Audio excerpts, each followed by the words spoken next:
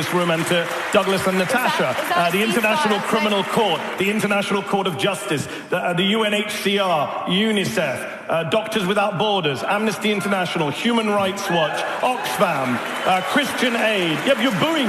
What does it come to when you're booing Oxfam? What does that tell you about yourselves? You're sitting here booing Oxfam to defend Benjamin Netanyahu. Let me just deal with something you just said. You talked about debunking propaganda. First of all, you can't even get Israeli propaganda straight. The Israeli government's own security agency, Shin Bet, investigated what you just said and said, no, we found no evidence that workers from Gaza were involved in the October 7th attack.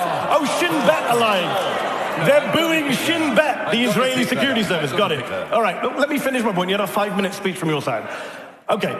That's Shin Bet. Let me just deal with your wider point here. Douglas and Natasha tonight want to make this entire debate about October 7th. I get it. It's a horror show.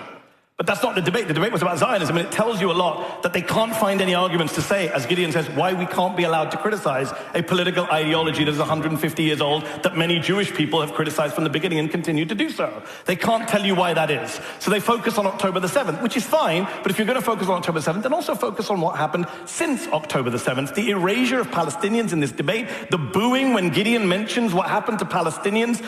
Shameful. I'm sorry to say, it's absolutely shameful and telling about what's going on. And I would say this, if we're going to talk about October 7th and what happened since, everyone's a liar, the Hamas health ministry is a liar, everyone's a liar. Okay, friend of mine, American doctor, goes to Gaza. Many doctors have gone to Gaza. You've seen them on the news, they're all liars, all Hamas apparently. Friend of mine went to Gaza. He's been to Sudan. He doesn't just use it for whataboutism like Douglas. He's been to Sudan. He's been to Afghanistan. He's worked there. He came back from Gaza and said, I've never seen atrocities like I've seen here. What's happened to children?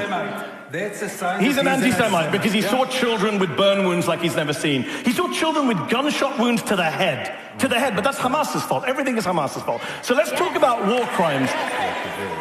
It is amazing that every human rights group in the world, including Israeli human rights groups like B'Tselem, Gisha, Yeshtin, are all documenting this stuff, but you guys think it's all imaginary. So again, it tells you about what Zionism is. This is not about some abstract ideology of, people trying to settle the land and trying to have it. But as Gideon said, there was an argument to be had in the 1940s, 30s, 20s.